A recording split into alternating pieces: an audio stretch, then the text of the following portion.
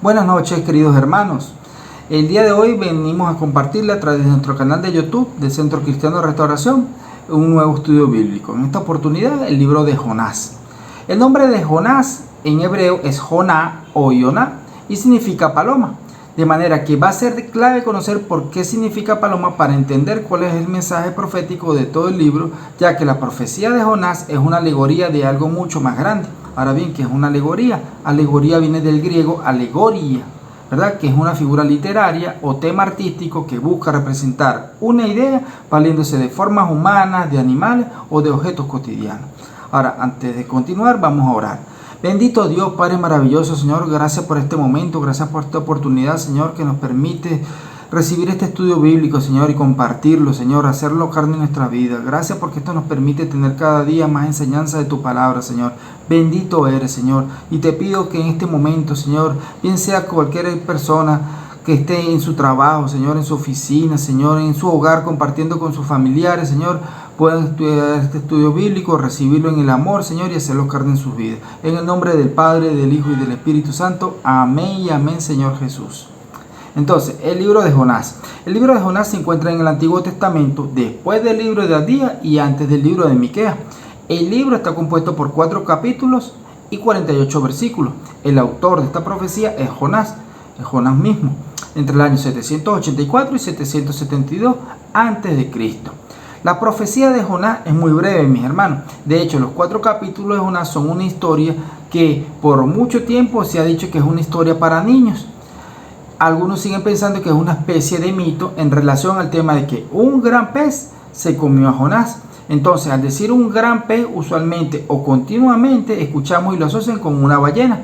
Sin embargo, Dios referenció a Jonás como una persona real, no como una mitología o una historia imaginaria. La gente no cree, hermanos, ¿verdad?, que un gran pez, como lo dice realmente la palabra, un gran pez, es lo que dice allí, se haya comido Jonás y que a los 3 días lo haya devuelto a la tierra nuevamente. Eso la gente incrédula, ¿verdad?, lo ve como algo absurdo. Imagínense, Dios que creó el cielo, que creó la tierra, que creó el universo entero, ¿verdad?, siguen dudando de que Dios, ¿verdad?, puede hacer esto. ¿Acaso ustedes creen que Dios no va a poder desatar a un hombre de la boca de un pez?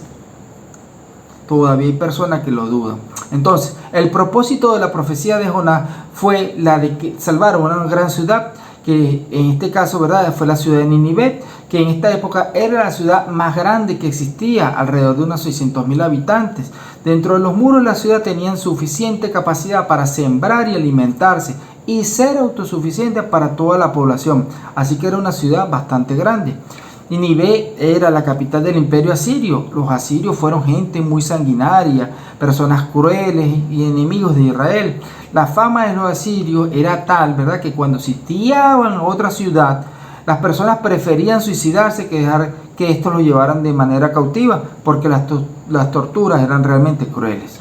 Leemos la palabra de Dios, dice así: vino palabra de Jehová a Jonás, hijo de Amitai, diciendo: levántate, le dice, ¿verdad?, y ve a Nínive, aquella gran ciudad, y pregona contra ella, porque ha subido su maldad delante de mí, ¿verdad? Y Jonás, miren esta parte, Jonás se levantó para huir de la presencia de Jehová a Tarsis, y descendió a Jope y halló una nave, un barco, que partía para Tarsis, y pagando su pasaje entró en ella para irse con ellos a Tarsis, lejos de la presencia de Jehová. Presten atención acá, mis hermanos. El ir contra la voluntad de Dios es muy fácil, lastimosamente. Lo puedes pagar, como hizo el que pagó su boleto, pero las consecuencias pueden ser muy grandes. Y lo curioso es que siempre que tú recibes un llamado de Dios, mis hermanos, siempre va a haber un barco, va a haber una persona o cualquier instrumento que te esté esperando es para llevarte en dirección contraria.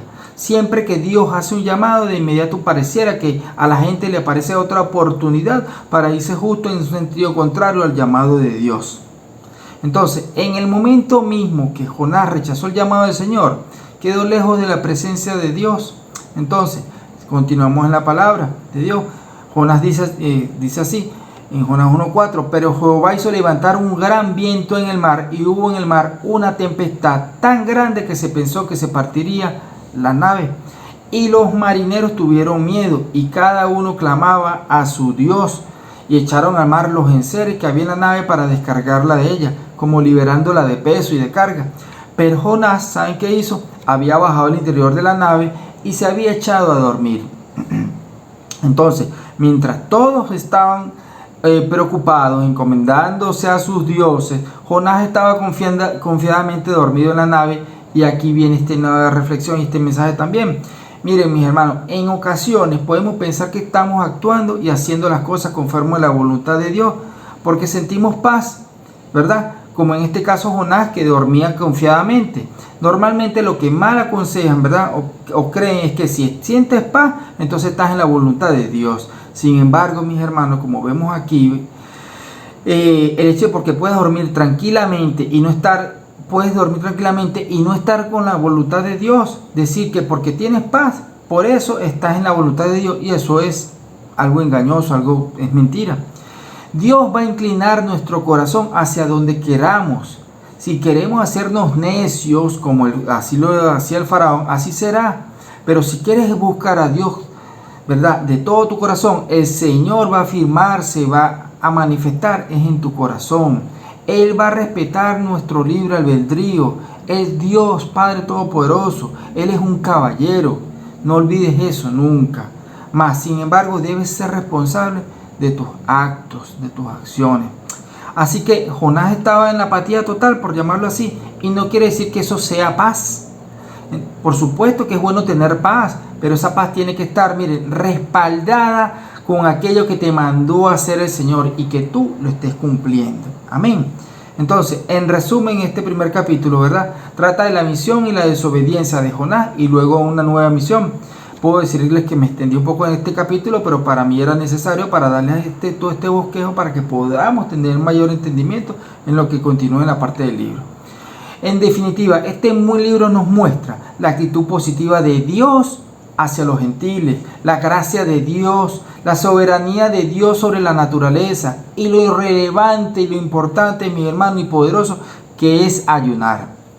En el capítulo 2, ¿verdad?, Jonás ahora ya clama a Dios por igual cuando ya se encuentra dentro del pez. En el capítulo 3 también vemos una oración de arrepentimiento, ya para el capítulo 4, donde nace el enojo por la misericordia de Dios, y leo una oración en la que Jonás reprocha a Dios por ser misericordioso. Entonces, en esta historia, ¿verdad?, tenemos al profeta Jonás que le reclama a Dios por ser bueno con sus enemigos, incluyendo el caso de los marineros, que se supone que eran personas malvadas, pero que en realidad tienen corazones blandos y arrepentidos, y se humillan y se vuelven ante Dios. Y tienes al rey del imperio más poderoso en ese momento y sanguinario, cuando ese entonces era Nínive, ¿verdad? Y este subía delante de Dios al enterarse que de aquí a 40 días Nínive sería destruida. Entonces, ¿qué pasó en ese momento? El rey, al tener conocimiento, ¿verdad?, de esta posible destrucción, proclamó un ayuno para todo el pueblo, donde hasta los animales incluyó. Obviamente podemos ver que esto es un acto de arrepentimiento, mis hermanos. Toda esta historia se inicia en este libro cuando Dios envía a Jonás a predicar contra la maldad y la injusticia que se vivía en esa ciudad, como se los detallé en el capítulo 1. Entonces, continúo.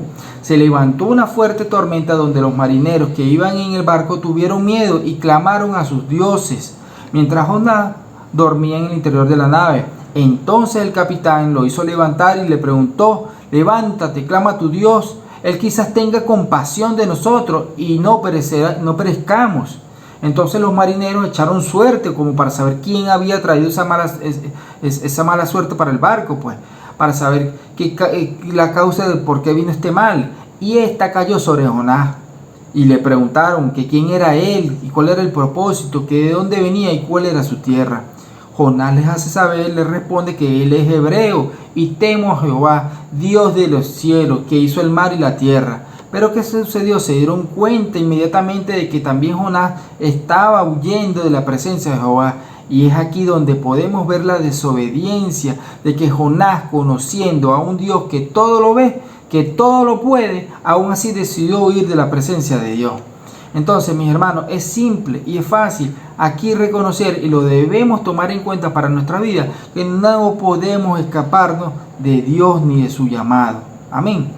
Aquellos hombres temieron por sus vidas y le preguntaron a Jonás qué tenían que hacer ellos para se calmara el mar, para que se apaciguara esta tormenta que se levantaba en ese momento. Entonces él le respondió que bueno, que lo echaran al mar. Pero estos paganos, ¿verdad? Estos marineros paganos, antes de lanzar a Jonás al mar, se arrepintieron y clamaron a Jehová, pidiendo no perecer por el mal que él les había hecho, que les había causado. E hicieron votos mostrándose arrepentidos de todo corazón y se humillaron ante él, ante Jehová. Y siendo entonces Jonás lanzado al mar, fue atrapado por un gran pez. No dice una ballena, dice un gran pez. Y entonces Jonás estuvo en este gigante animal de 3 días y 3 noches. Mientras estaba atrapado en el estómago de este pez, ¿verdad? Él elevó una oración técnicamente donde él no se mostraba arrepentimiento, pero sí agradecía a Dios por no haberlo abandonado. Y prometía con mirada hacia el cielo de que obedecería a partir de ese momento. Y como la respuesta de Dios es efectiva, porque sabemos que Jonás tenía un propósito, incluso el propósito también de ir a esta ciudad de Nínive, efectivamente decide obedecer a Dios, y Dios, respondiendo a su oración, hace que el pez lo devuelva, lo vomite, lo mande nuevamente a tierra firme. Entonces, una vez más, Dios lo envía de nuevo a predicar a Nínive y le da un día para hacerlo y enviar el mensaje que Dios le había enviado, de que en 40 días Nínive sería arrasada, que sería destruida. Sin embargo, el mensaje no habla de los pecados de los ninivitas, porque Dios no nos señala por nuestro pecado, mis hermanos, y lo único que le interesa a Dios es que nosotros mostremos un arrepentimiento de corazón. Amén. Entonces, tan pronto como la ciudad se enteró, también el rey, por supuesto, junto a todos los animales, ayunaron y incluso se despojaron de sus ropas, y toda la gente se arrodilló ante Dios y clamaron en oración pidiéndole a Dios, diciéndoles que se sentían arrepentidos, y le pidieron a Dios que los perdonara por todos los pecados que habían cometido. Entonces, siendo así, Dios, viendo lo que habían hecho los ninivitas, tuvo misericordia, no destruyendo la ciudad, porque se habían arrepentido de todo el mal.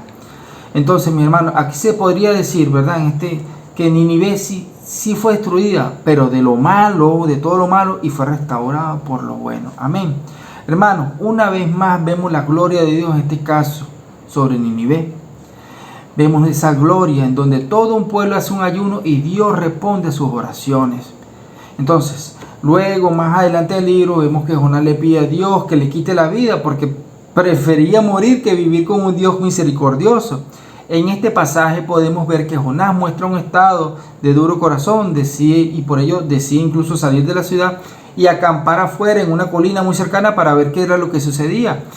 Jehová, para aliviarlo, ¿verdad?, por ese malestar, por esa molestia que él tenía, dispuso una planta para con él, la cual creció hasta cubrirle su cabeza, le daba sombra, y Jonás se alegró muchísimo. Pero la planta, al día siguiente, Dios dispuso sobre ella con un animal, ¿verdad?, por un gusano, para que la planta se marchitara. Entonces nuevamente se molestó. Luego Dios dispuso de un viento abrasador, ¿verdad?, además que hería a Jonás en la cabeza, y después nuevamente Jonás deseaba morirse y exclamó: prefiero morir que seguir viviendo. Pero Dios, hermanos, nuevamente le dice a Jonás, incluso se lo hace en modo de pregunta: ¿tienes razones suficientes para molestarte tanto por una planta? Y Jonás viene y le responde que sí tiene razón, y muchas otras más razones. El Señor le dice y le contesta: tú te compadeces de una planta que sin ningún esfuerzo de tu parte creció en una noche y luego pereció. Te molesta porque liberé a una ciudad donde había más de 120,000 personas que no distinguen de su derecha de su izquierda. Te molesta porque se liberó de esto al ganado. ¿Cómo no va a haber Dios de compadecerse? Son prácticamente las últimas palabras de Dios en las que concluye este libro, ¿verdad? Dejando un mensaje claro, hermanos, donde Él quiso entender, ¿verdad?, o dar a entender que la intención era que el pueblo de Nínive era para que ellos se arrepintieran de su pecado, y que Dios es un Dios misericordioso, es un Dios de oportunidades, y que también podemos ver este libro como un espejo para nuestras vidas. ¿Por qué? Para que dejemos atrás el egoísmo, para que dejemos atrás el orgullo, para que dejemos y oremos para que Dios ablande nuestros corazones, cambie nuestras formas, nuestra manera de pensar y de hacer las cosas, mis hermanos. Para que dejemos a un lado la desobediencia, para que dejemos a un lado el actuar orgullosamente, para que dejemos a un lado el hecho de pensar que no necesitamos de Dios, que dejemos a un lado la incredulidad y que además entendamos que debemos hacer la voluntad de Dios y no la nuestra. Entonces, mis hermanos, gracias a Dios Padre Todopoderoso por haberme permitido compartir este mensaje y este libro con ustedes. Gracias. Bendiciones. Jesús, en ti confío. Amén y amén, Señor Jesús.